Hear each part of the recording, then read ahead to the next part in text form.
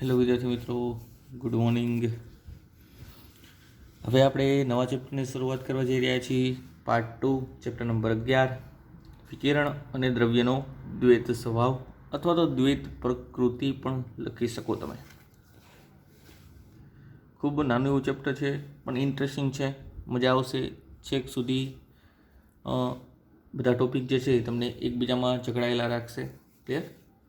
તો જોઈએ મિત્રો બેઝિક પ્રસ્તાવના, ત્યારબાદ આપણે ધીમે ધીમે ચેપ્ટરની અંદર એન્ટર થઈએ. મિત્રો, ચેપ્ટર નંબર 9, 10 અને 11 એ ત્રણ ચેપ્ટર જે છે મિત્રો, એ આખા પ્રકાશશાસ્ત્રના ચેપ્ટર છે. આપણે ચેપ્ટર નંબર 9ની સ્ટાર્ટિંગમાં પણ વાત કરેલી હતી કે જનરલી પ્રકાશ જે છે એના 3 સ્વરૂપ કન્સિડર કરવામાં આવે છે. પ્રકાશનું કિરણ સ્વરૂપ, એને અનુલક્ષીને ચેપ્ટર નંબર 9 વ્યાખ્યાયિત કરવામાં આવે છે, જેનું નામ છે કિરણ પ્રકાશ શાસ્ત્ર. ત્યારબાદ ચેપ્ટર નંબર 10 પ્રકાશનું તરંગ સ્વરૂપ, એને અનુલક્ષીને ચેપ્ટરનું નામ પાડવામાં આવ્યું તરંગ પ્રકાશ શાસ્ત્ર, જેનો અભ્યાસ આપણે કરવાનો હજુ બાકી છે. અને ત્યારબાદ ચેપ્ટર નંબર 11, જેનું નામ આપણે જાણીએ છીએ, એક પ્રકાશનું કર્ણ સ્વરૂપ. આ કિરણ સ્વરૂપ, તરંગ સ્વરૂપ અને હવે છે પ્રકાશનું કર્ણ સ્વરૂપ. તો અહીંયા પ્રકાશના કર્ણ સ્વરૂપ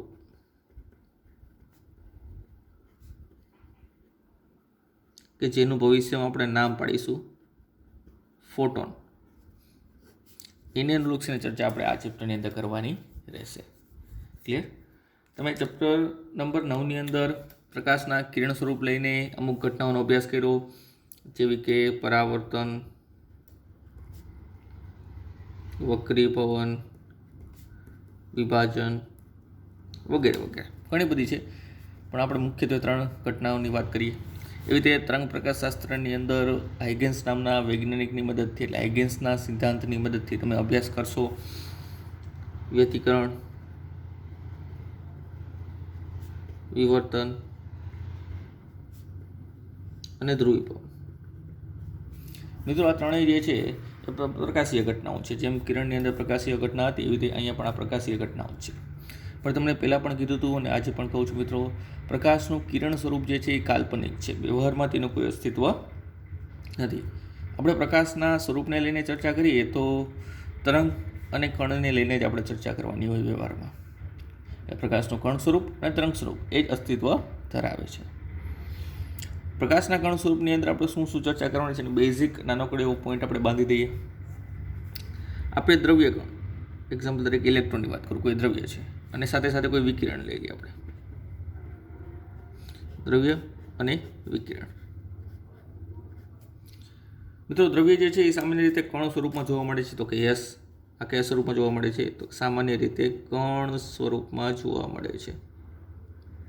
યસ, આપણને ખબર છે કણ સ્વરૂપ જોવા મળે છે. વિકિરણ જે છે એ જનરલી તરંગ સ્વરૂપમાં જોવા મળે. તો કે યસ, તરંગ સ્વરૂપમાં જોવા મળે છે, જે ચેપ્ટર નંબર 10માં તમે ભણશો. ક્લિયર? પ્રકાશના કિરણો જે તરંગ સ્વરૂપે જોવા મળે છે, જેની શોધ હર્ટ્ઝ નામના વૈજ્ઞાનિક કરેલી હતી. ક્લિયર? જે ચેપ્ટર નંબર 8ની અંદર પણ તમે ભણશો કે આ ખરેખર જે છે વિદ્યુત ચુંબકીય તરંગો, જેને આપણે વિકિરણ કહીએ છીએ, એનો ડિટેલ અભ્યાસ તમારે આવશે ચેપ્ટર નંબર 8ની અંદર. શેમાં આવશે? ચેપ્ટર નંબર 8માં. હવે ક્વેશ્ચન એ છે મિત્રો, આ તો ખબર પડે છે, પણ તમને કોઈ એવું કહે કે દ્રવ્ય જે છે એ પણ તરંગ સ્વરૂપ ધરાવી શકે, તો અહીંયા થોડોક ક્વેશ્ચન માર્ક થાય. કઈ રીતે? વિકિરણ જે છે મિત્રો એ પણ કણ સ્વરૂપ ધરાવી શકે, તો અહીંયા પણ ક્વેશ્ચન માર્ક થાય. કઈ રીતે? તો બસ આ ચેપ્ટરની અંદર આપણે આ જ પ્રશ્નનો ઉકેલ મેળવવાનો છે ચેપ્ટરના અંતમાં, કે દ્રવ્ય એના પણ 2 સ્વરૂપો છે, કણ અને તરંગ. કણ છે એ ખબર છે, એટલે એમાં કોઈ ડાઉટ નથી, પણ તરંગ કઈ રીતે એ ખબર નથી. વિકિરણ જે છે એ તરંગ સ્વરૂપ ધરાવે છે, ખબર છે, પણ કણ કઈ રીતે એ ખબર નથી. તો બંનેની બંને પ્રકૃતિઓ, એટલે કે બંને સ્વભાવો વ્યવહારમાં અસ્તિત્વ ધરાવે છે, કણ અને તરંગ. તો મિત્રો, એ જ આપણે આ ચેપ્ટરની અંદર સમજવાનું છે. એટલા માટે ચેપ્ટરનું નામ પણ એવું છે, વિકિરણ અને દ્રવ્ય. બંનેની દ્વૈત એટલે કે બે પ્રકૃતિ એટલે કે સ્વભાવ કે તરંગ અને કણ બંને સ્વરૂપો ધરાવી શકે છે. ચેપ્ટરની અંદર એન્ટર થતાં પહેલાં થોડીક જૂની વાતો કરી લઈએ મિત્રો, અમુક શોધખોળોની કે જે ચેપ્ટરની અંદર થોડોક એવો ભાગ ભજવશે અને તમને MCQમાં ભવિષ્યમાં કામ પણ આવી શકે. તો આપણે ખબર છે ત્યાં સુધી મિત્રો ચેપ્ટર નંબર 8માં તમે ભણશો કે મેક્સવેલના જે સમીકરણો છે એના ઉપરથી વિદ્યુતચુંબકીય તરંગો ઉત્પન્ન કર્યા. હર્ટ્ઝના પ્રયોગો એમાં ખાસ કરીને મહત્વનો ભાગ ભજવે છે, કારણ કે હર્ટ્ઝ નામના વૈજ્ઞાનિકે તેમાં ખૂબ બહોળું પોતાનું યોગદાન આપેલું છે. ત્યારબાદ 1870માં ઈસવીસન 1870ની અંદર વિલિયમ ક્રુક્સ નામના વૈજ્ઞાનિક, કોણે? વિલિયમ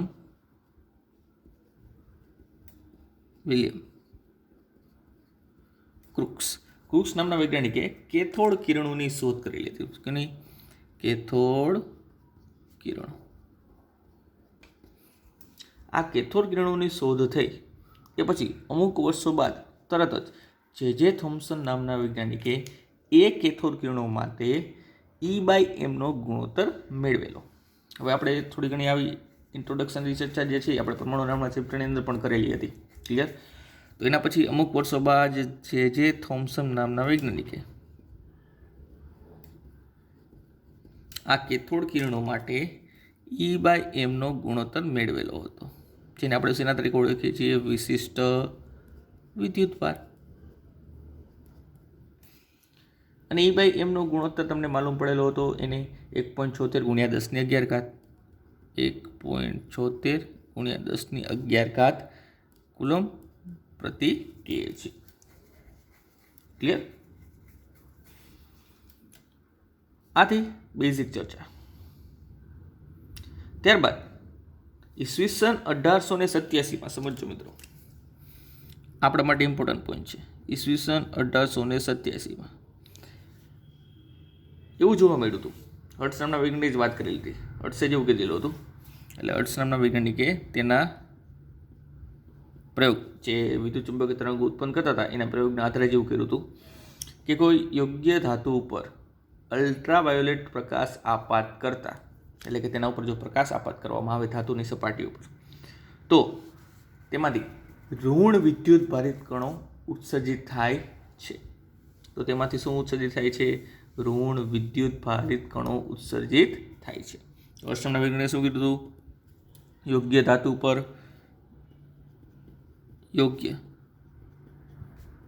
પર UV પ્રકાશ આપાત કરતા ઋણ વિદ્યુત ભારિત કણો ઉત્સર્જિત થાય છે. ઋણ વિદ્યુત ભારિત કણો શું થાય છે મિત્રો? ઉત્સર્જિત થાય છે. અને આ રીતે ધાતુની સપાટીમાંથી ઉત્સર્જિત થયેલા કણો એ સમાન પ્રકારની પ્રકૃતિ ધરાવે છે. શું છે? સમાન પ્રકારની પ્રકૃતિ ધરાવે છે. ક્લિયર? અને પછી જે થોમ્સને એ ઋણ વિદ્યુતભારિત કણો જે છે એને નામ આપ્યું 1997માં કે એને ઇલેક્ટ્રોન કહેવાય. કે જે પરમાણુની સમગ્ર રચના સમજવી હોય તમારે તો એ ખૂબ અગત્યનો ભાગ ભજવે છે. તો પછી તેને લગભગ ઈસવીસન 1897માં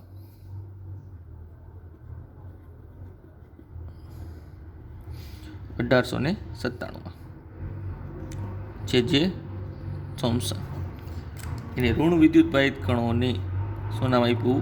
ઇલેક્ટ્રોન નામ આપ્યું. એટલે ઇલેક્ટ્રોનની શોધ જે છે મિત્રો એ થોમ્સનના નામે એને યાદ કરવામાં આવે છે, એના નામે આપવામાં આવે છે. અને આના ઉપરથી તેને 1906માં લગભગ નોબેલ પારિતોષિક પણ મળેલું હતું. ક્લિયર?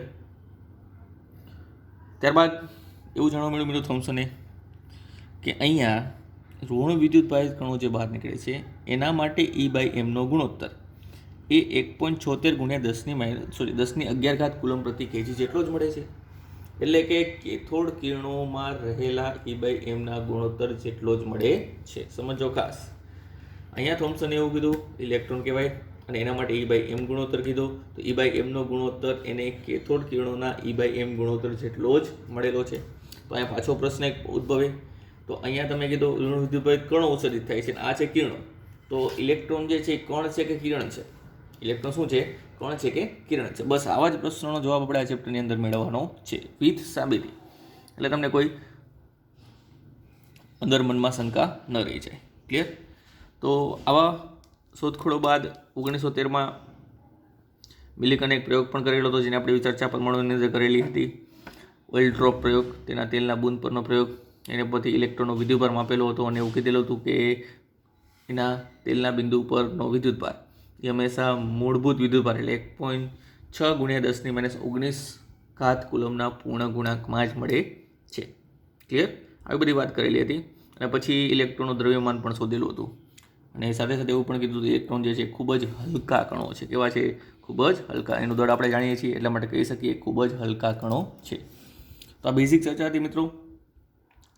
હવે આપણે ધીમે ધીમે ચેપ્ટરની અંદર એન્ટર થશું અને વિશેષ જાણકારી જે છે એ આપણે મેળવશું. અને છેલ્લો આપણો પોઈન્ટ રહેશે કે દ્રવ્ય અને વિકિરણ જે છે એ દ્વૈત સ્વભાવ કઈ રીતે ધરાવી શકે. તો આપણો હવેનો ટોપિક છે મિત્રો ઇલેક્ટ્રોનનું ઉત્સર્જન. આપણે જાણીએ છીએ કે મોટા ભાગની ધાતુઓ જે છે એને સુવાહક કહેવામાં આવે છે, કે તેમાં મુક્ત ઇલેક્ટ્રોનની હાજરી હોય છે, જેથી તે વિદ્યુત પ્રવાહનું શું કરી શકે છે? વહન કરી શકે છે. ક્વેશ્ચન એ છે એ મુક્ત ઇલેક્ટ્રોન મળે છે કઈ રીતે? તો આની પહેલાં પણ આપણે ઘણીવાર ચર્ચા કરેલી છે, તેમ છતાં આપણે એકવાર ફરીવાર ચર્ચા કરી લઈએ. હમણાં જ આપણે ન્યુક્લિયસ નામના ચેપ્ટરની અંદર ચર્ચા કરેલી કે પ્રત્યેક કક્ષામાં રહેલો ઇલેક્ટ્રોન જે છે એ કોઈ ચોક્કસ મૂલ્યની ઉર્જા ધરાવતો હોય.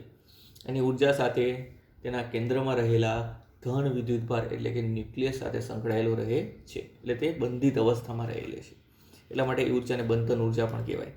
તો પરમાણુની અંદર મિત્રો બધા ઇલેક્ટ્રોન બાહ્યતમ કક્ષામાં ફરતા તો હોય જ છે, પરંતુ એ તેમાં રહેલા ધન વિદ્યુતભાર એટલે કે ન્યુક્લિયસ સાથે કંઈક આકર્ષણ બળથી કંઈક ઉર્જા વડે જકડાયેલા છે. હવે સિમ્પલ વસ્તુ છે, ઇલેક્ટ્રોનને જો તમારી કક્ષામાંથી મુક્ત કરવો હોય એટલે કે બહાર કાઢવો હોય તો તેને કંઈક ઉર્જાની જરૂર પડે.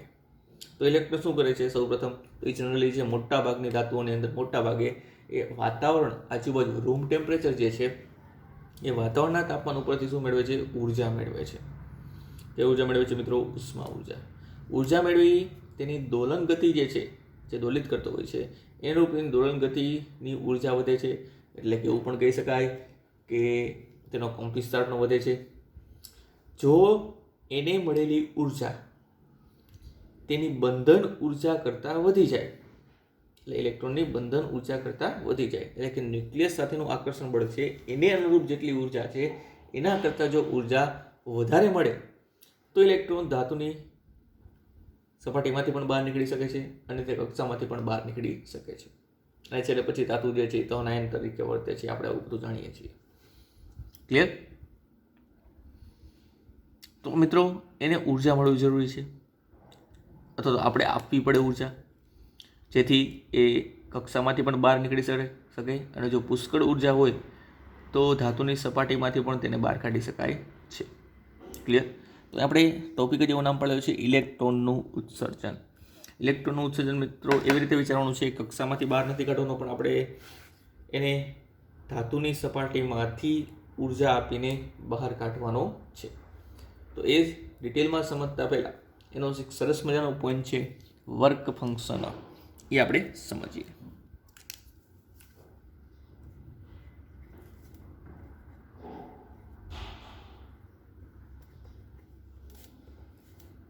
જેને ગુજરાતીમાં કાર્ય વિધેય પણ કહેવાય. શું કહેવાય મિત્રો? કાર્ય વિધેય. તો હમણાં જ કીધું તમને, દરેક ઇલેક્ટ્રોન કંઈક ચોક્કસ મૂલ્યની ઉર્જા ધરાવતો હોય છે. ધારો કે હાઇડ્રોજન પરમાણુની અંદર ધરાકક્ષામાં રહેલો ઇલેક્ટ્રોન -13.6 ઇલેક્ટ્રોન વોલ્ટ જેટલી ઉર્જા ધરાવે છે. હવે એને બહાર કાઢવા માટે આપણે કેટલી ઉર્જા આપવી પડે? તો કે +13.6 જેટલી આપવી પડે. હવે તમને કહું -2 આપું તો, +3 આપું તો, +8 આપું તો, +9 આપું તો ઇલેક્ટ્રોન બહાર નીકળશે? ના, નહીં નીકળે. એ જેટલી ઉર્જા ધરાવે છે એના કરતાં વધારે મૂલ્યની અથવા તો એટલી ઉર્જા આપશો તો જ ઇલેક્ટ્રોન શું કરશે? બહાર નીકળશે. ક્લિયર? તો એને જરૂરી કંઈક લઘુત્તમ ઉર્જા તેને મળવી જોઈએ, જેથી ઇલેક્ટ્રોનને તમે ધાતુની સપાટીમાંથી શું કાઢી શકો? બહાર કાઢી શકો. એ લઘુત્તમ ઉર્જાને જ એ લઘુત્તમ ઉર્જાને જ મિત્રો શું કહેવાય છે? વર્ક ફંક્શન અથવા તો કાર્ય વિધેય. તો એની વ્યાખ્યા પણ આપણે એ રીતે આપીશું મિત્રો.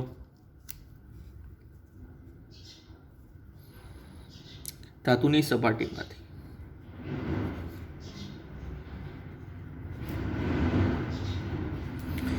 ઇલેક્ટ્રોનને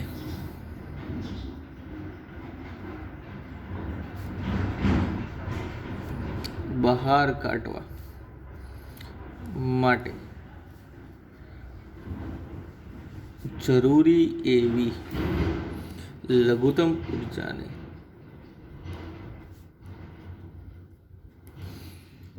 ઉર્જાને તે ધાતુનું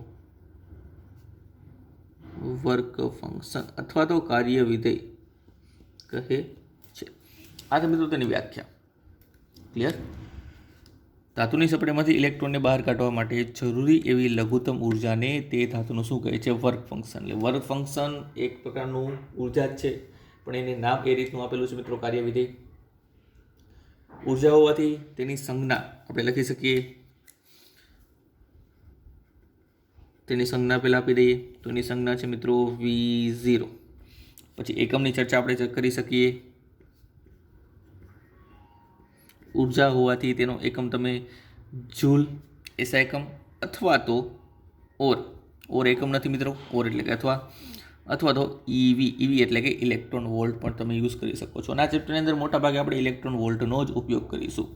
બંને ઉર્જાના જ એકમ છે આપણે જાણીએ છીએ. જો કદાચ કન્વર્ઝેશન ભૂલાઈ ગયું હોય તો ફરી વાર લખી દઉં છું બંને વચ્ચેનું કન્વર્ઝેશન. એક ઇલેક્ટ્રોન વોલ્ટ એટલે 1.6 ગુણ્યા 10⁻⁻⁹ જૂલ થશે. કેટલા થશે? 10⁻⁻⁹ જૂલ. જે બંને વચ્ચેનો સંબંધ છે મિત્રો. ક્લિયર? એ પણ સમજીએ કે ઇલેક્ટ્રોન વોલ્ટ ને 1.6 ગુણ્યા 10⁻⁻⁹ જૂલમાં કઈ રીતે કન્વર્ટ કરાય છે. ચલો, ત્યારબાદ વર્ક ફંક્શનનો જે આધાર છે મિત્રો, આપણે કીધું જે તે ધાતુની સપાટીમાંથી ઇલેક્ટ્રોનને બહાર કાઢવા માટે જે તે ધાતુનું વર્ક ફંક્શન હોય છે. તો એનો આધાર છે મિત્રો એ ધાતુના પ્રકાર ઉપર તો છે જ તે. ક્લિયર? ધાતુની દ્રવ્યની જાત ઉપર તો છે જ તે. તો તેનો આધાર છે મિત્રો એ ધાતુની જાત ઉપર, તેના ગુણધર્મો ઉપર અને સપાટીના પ્રકાર ઉપર છે. એટલે કે દ્રવ્ય બદલાય તો પણ વર્ક ફંક્શન બદલાશે. સપાટીનો પ્રકાર એટલે ખરબચડી છે, લીસી છે, કોટેડ છે, લેમિનેટેડ છે, કલરવાળી છે, કેવા કલરની છે, એ પ્રમાણે તેની ઉર્જા શોષવાની, ઉત્સર્જન કરવાની ક્ષમતા જે છે એ બધી કેવી હોય છે મિત્રો? અલગ અલગ હોય છે. એટલા માટે એનો આધાર ધાતુની જાત અને સપાટીના પ્રકાર ઉપર રહેલો છે. મેઇનલી વાત કરીએ મિત્રો તો ધારો કે તમને ટેક્સ્ટબુક જોશો એટલે આખું કોષ્ટક આપેલું છે, અલગ અલગ ધાતુના વર્ક ફંક્શન આપેલા છે. એમાં બેઝિક વાત કરીએ તો ધારો કે સીઝિયમ છે, એ ધાતુનું વર્ક ફંક્શન છે 50. અહીં આપણે સંજ્ઞા ફૂલથી V0 દર્શાવેલી છે મિત્રો, અહીંયા 50 આવશે. સંજ્ઞા છે 50, V0 નથી, ઉર્જા છે 50. તેનું વર્ક ફંક્શન છે મિત્રો લગભગ 2.14 ઇલેક્ટ્રોન વોલ્ટ. એટલે સીઝિયમ ધાતુમાંથી જો ઇલેક્ટ્રોનને બહાર કાઢવા હોય તો એની લઘુત્તમ કેટલી ઉર્જા આપવી પડે? 2.14. જો એના કરતાં ઓછી આપશો તો, એટલે કે 1 ઇલેક્ટ્રોન વોલ્ટ આપશો, 1.5 આપશો, 2 આપશો તો તેમાંથી ઇલેક્ટ્રોનનું ઉત્સર્જન થશે? તો કે ના. કેમ? તો કે આપવી પડતી લઘુત્તમ ઉર્જા કેટલી છે મિત્રો? 2.14 ઇલેક્ટ્રોન વોલ્ટ. એવી રીતે ઘણી બધી ધાતુના નામ આપેલા છે મિત્રો. સીઝિયમથી ચાલુ થાય છે, પોટેશિયમ, સોડિયમ, કેલ્શિયમ, ઘણી બધી ધાતુના આપેલા છે. ક્લિયર? લાસ્ટ વન છે મિત્રો Pt. એ ધાતુનું વર્ક ફંક્શન મેક્સિમમ છે જે 5.65 ઇલેક્ટ્રોન વોલ્ટ છે. ક્લિયર? એટલે આ મિનિમમ છે અને આ મેક્સિમમ છે. આ માત્ર જાણકારી માટે છે, તમારે યાદ રાખવાના નથી. જે તમે જૂલમાં પણ કન્વર્ટ કરી શકો છો, ગુણ્યા 1.6 ગુણ્યા 10⁻⁹ જૂલ. હવે ક્વેશ્ચન એ છે મિત્રો, ઇલેક્ટ્રોન વોલ્ટ જે છે એને વ્યાખ્યાયિત કઈ રીતે કરી શકાય? કારણ કે મોટાભાગે ઘણી જગ્યાએ ઇલેક્ટ્રોન વોલ્ટનો જ ઉપયોગ થતો હોય છે. તો એને મિત્રો જૂલમાં કઈ રીતે વ્યાખ્યાયિત કરી શકાય છે એ પણ આપણે સમજીએ.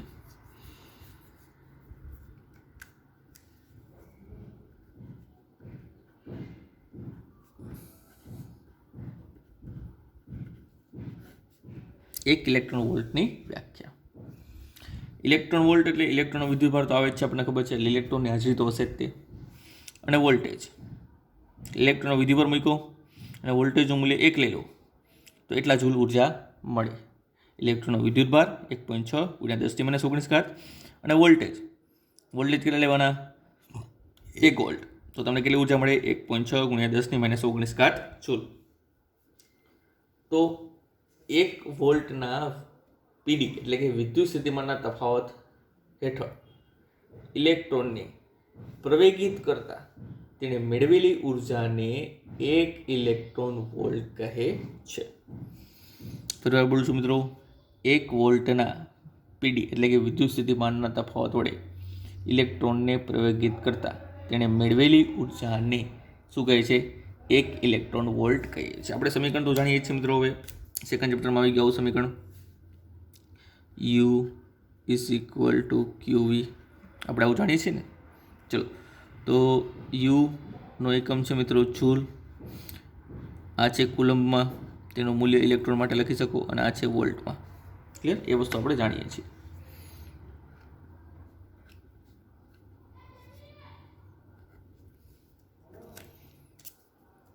તો આ સમીકરણને બેઝડ આપણે વ્યાખ્યા બનાવવાની છે. 1 વોલ્ટના પીડી એટલે કે વિદ્યુત સ્થિતિમાનના તફાવત હેઠળ અથવા તફાવત વડે ઇલેક્ટ્રોનને પ્રવેગિત કરતા તેણે મેળવેલ ઉર્જાને 1 ઇલેક્ટ્રોન વોલ્ટ 1 EV કહે છે. સરળતા ખાતર MCQ પણ ઘણી જગ્યાએ પૂછી શકાય. 1 ઇલેક્ટ્રોન વોલ્ટની બેઝિક ડેફિનેશન પણ હોય. તો આ રીતે મિત્રો યાદ રાખવાની રહેશે. જનરલી આ ફોર્મ જે છે, કન્વર્ઝેશન છે બંનેનું, એ વધારે ઉપયોગમાં આવશે. આપણે તમારે યાદ રાખવા માટે શું કરવાનું? ઇલેક્ટ્રોનનો વિદ્યુતભાર મૂકી દેવાનું, પછી જૂલ મૂકી દેવાનું, બીજું કાંઈ જ નથી કરવાનું. ક્લિયર? ચલો, આ થઈ બેઝિક વર્ક ફંક્શન માટેની વાત. એટલે ઇલેક્ટ્રોનના ઉત્સર્જન માટે જરૂરી એવી લઘુત્તમ ઉર્જા મળવી જોઈએ, તો જ ઇલેક્ટ્રોન ઉત્સર્જન પામે. હવે ક્વેશ્ચન એ છે, ઇલેક્ટ્રોનનું ઉત્સર્જન કઈ રીતે કરી શકાય? પહેલો પ્રશ્ન એ છે, આપણે ઇલેક્ટ્રોન ઉત્સર્જન કઈ રીતે કરી શકીએ? તો જોઈએ મિત્રો હવે તેના પ્રકાર. તો હવે જોઈએ મિત્રો ઉત્સર્જનના પ્રકાર.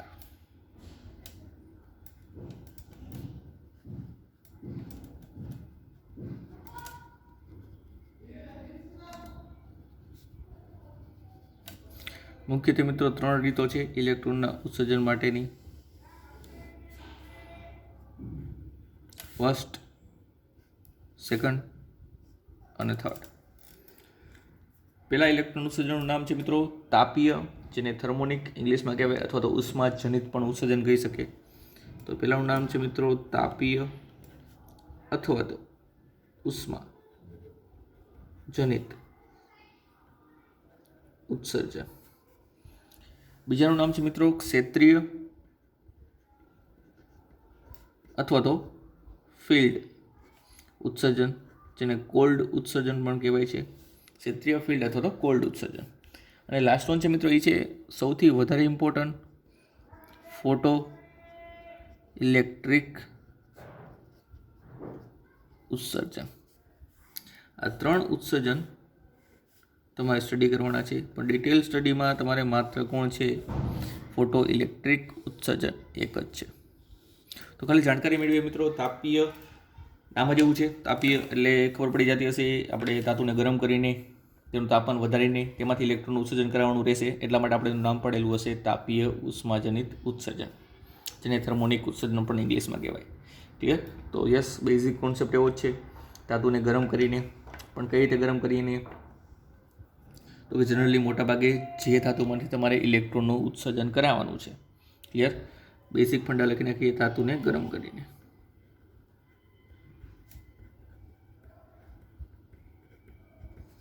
ઇલેક્ટ્રોનનું ઉત્સર્જન કરાવવાનું, ધાતુને ગરમ કરીને ઇલેક્ટ્રોનનું ઉત્સર્જન કરાવવાનું છે. કઈ રીતે મિત્રો જોઈએ? તો કે જે ધાતુમાંથી ઇલેક્ટ્રોનનું ઉત્સર્જન કરાવવાનું છે, એ ધાતુનો શું બનાવવાનો? એક ફિલામેન્ટ બનાવવાનો. શું બનાવવાનું મિત્રો? ફિલામેન્ટ. આ છે ધાતુનો ફિલામેન્ટ. જનરલી મિત્રો બલ્બની અંદર ટંગસ્ટનનો ફિલામેન્ટ આવતો હોય તો આ છે એ પ્રમાણે ધાતુનો ફિલામેન્ટ.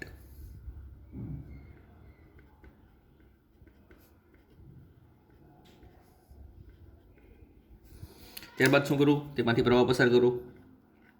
મિત્રો પ્રવાહ પસાર કરશો તો I²RT મુજબ એ ધાતુ ગરમ થશે, ઉષ્મા ઉર્જા ઉત્પન્ન કરશે. ક્લિયર? ઉષ્મા ઉર્જા ઉત્પન્ન કરશે તો તેમાં રહેલા પરમાણુ ઉષ્મા ઉર્જા ઉત્પન્ન કરીને તેમાં રહેલા પરમાણુને એટલી ઉષ્મા ઉર્જા મળશે, ઇલેક્ટ્રોનને ઉર્જા મળશે. જો ઇલેક્ટ્રોનને તેના વર્ક ફંક્શન જેટલી એટલે ધાતુના વર્ક ફંક્શન જેટલી ઉર્જા મળી જાય તો એ ધાતુમાંથી ઇલેક્ટ્રોનનું શું થશે? ઉત્સર્જન થશે. તો એ ધાતુમાંથી ઇલેક્ટ્રોનનું શું થશે? ઉત્સર્જન થશે. તો આવા ઉત્સર્જન મિત્રો તાપીય અથવા તો ઉષ્માજનિત ઉત્સર્જન કહે છે. ક્લિયર? જેનો ઉપયોગ મિત્રો જનરલી ડાયોડની અંદર, જે તમે ચેપ્ટર નંબર 14 ની અંદર ભણશો, ડાયોડ છે, ટ્રાયોડ છે, અથવા ટીવી ટ્યુબમાં પણ કરી શકાય. ક્લિયર? આ રીતે ધાતુના ઉત્સર્જનનું ઉપયોગ. તો મિત્રો શરૂઆત કરીએ. સૌ પ્રથમ શું લખેલું આપણે? I મુજબ I²RT મુજબ ઉષ્મા ઉર્જા પેદા થાય. ઉષ્મા ઉર્જા પેદા થાય, તાપમાન વધે, તાપમાનને અનુરૂપ ઉર્જા મળે.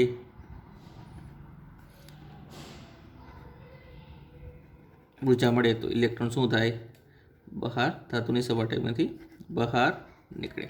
આ રીતે મિત્રો ઉષ્માજનિત ઉત્સર્જનની અંદર આપણે ઇલેક્ટ્રોનનું ઉત્સર્જન કરાવીએ છીએ. ત્યારબાદ છે મિત્રો નેક્સ્ટ ક્ષેત્રીય અથવા તો ફિલ્ડ ઉત્સર્જન. ક્ષેત્રીય એટલે કે આપણે ક્ષેત્રનો ઉપયોગ કરીશું, પણ કયા ક્ષેત્રનો? વિદ્યુત ક્ષેત્રનો.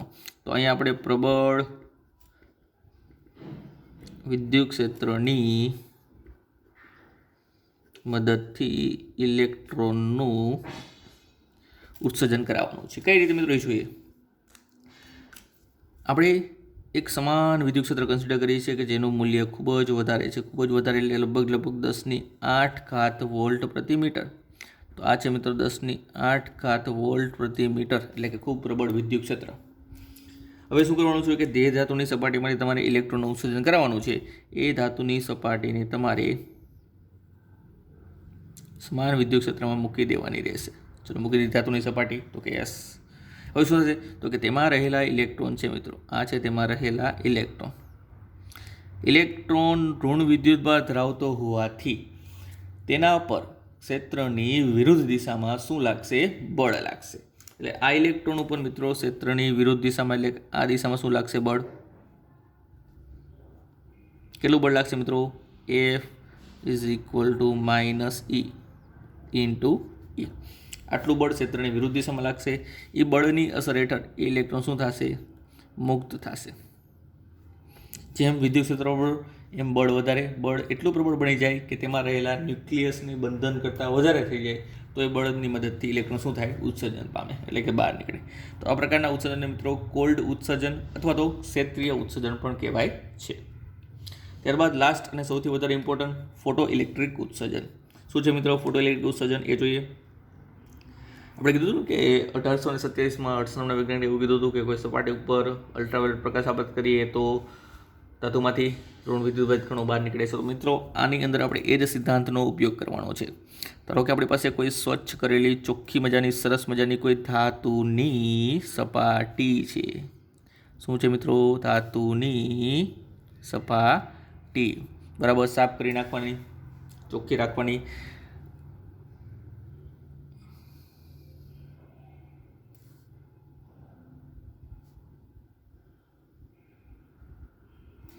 સ્વચ્છ કરેલી ધાતુની સપાટી છે. હવે તેના ઉપર યોગ્ય આવૃત્તિવાળો આપણે પ્રકાશ આપાત કરવાનો છે. શું આપાત કરવાનું છે? યોગ્ય આવૃત્તિવાળો પ્રકાશ. તો અહીં લખી દઈએ મિત્રો યોગ્ય આવૃત્તિવાળો પ્રકાશ. યોગ્ય આવૃત્તિવાળો પ્રકાશ.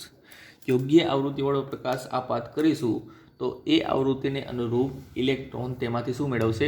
ઉર્જા મેળવશે. શું મેળવશે? ઉર્જા. આવૃત્તિ છે તો ઉર્જા તો હશે. ક્લિયર? દરેક આવૃત્તિ અને દરેક તરંગ લંબાઈને અનુરૂપ તેની પાસે કંઈક ઉર્જા હોય, પ્રકાશ પાસે કંઈક ઉર્જા હોય. તો આવૃત્તિને અનુરૂપ તેની પાસે ઉર્જા હશે. ઉર્જા મેળવીને તેમાં રહેલા ઇલેક્ટ્રોન જે છે એ શું થશે?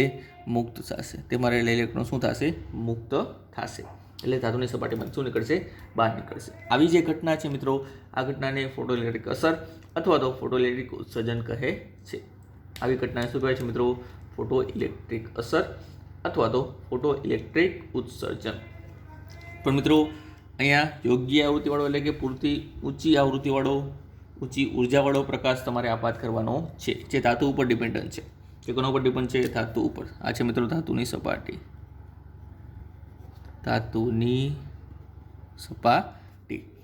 તો યોગ્ય આવૃત્તિ કઈ રીતે મળે મિત્રો? એ છે તે ધાતુ ઉપર ડિપેન્ડન્ટ છે, એ ખાસ યાદ રાખવાનું છે. તો વ્યાખ્યા લખીએ આની પણ. જ્યારે સ્વચ્છ કરેલી ધાતુની સપાટી પર પૂરતી ઊંચી આવૃત્તિવાળું વિકિરણ આપાત કરવામાં આવે, વિકિરણ આપાત કરવામાં આવે ત્યારે તેની સપાટી પરથી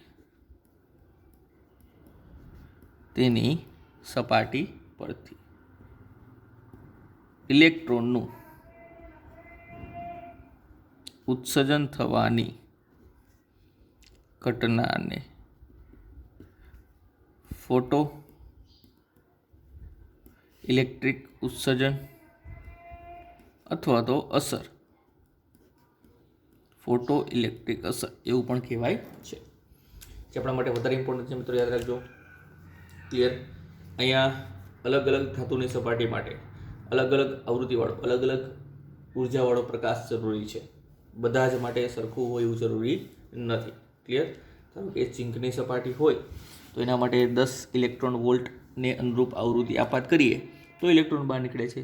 પણ જો એની જગ્યાએ આપણે સોડિયમવાળી સપાટી લઈએ તો એના માટે ધારો કે 11 ઇલેક્ટ્રોન વોલ્ટને અનુરૂપ જરૂરી પ્રકાશ જોઈએ. તો એ રીતે મિત્રો અલગ અલગ ધાતુની સપાટી માટે અલગ અલગ આવૃત્તિવાળો પ્રકાશ જોશે. ક્લિયર? અને ડિટેલમાં હવે સ્ટડી આપણે કરવાનું છે ફોટો ઇલેક્ટ્રિક અસર અથવા તો ફોટો ઇલેક્ટ્રિક ઉત્સર્જન. એટલા માટે આ જે છે એના ઉપર અડધું ચેપ્ટર બેઝ છે મિત્રો. મોટાભાગનું ચેપ્ટર ફોટો ઇલેક્ટ્રિક ઉત્સર્જન અને ફોટો ઇલેક્ટ્રિક અસર ઉપર જ છે. તો નેક્સ્ટ લેક્ચરની અંદર આપણે જાણકારી મેળવીશું મિત્રો ફોટો ઇલેક્ટ્રિક અસર વિશે, તેના પ્રાયોગિક અવલોકનો, સ્ટાર્ટિંગ ક્યાંથી થયું હતું, કયા કયા વૈજ્ઞાનિકનો તેમાં ફાળો હતો. ક્લિયર? એ બધી જ ચર્ચા આપણે કરીશું મિત્રો નેક્સ્ટ લેક્ચરની અંદર. તો મળીએ નેક્સ્ટ લેક્ચરમાં.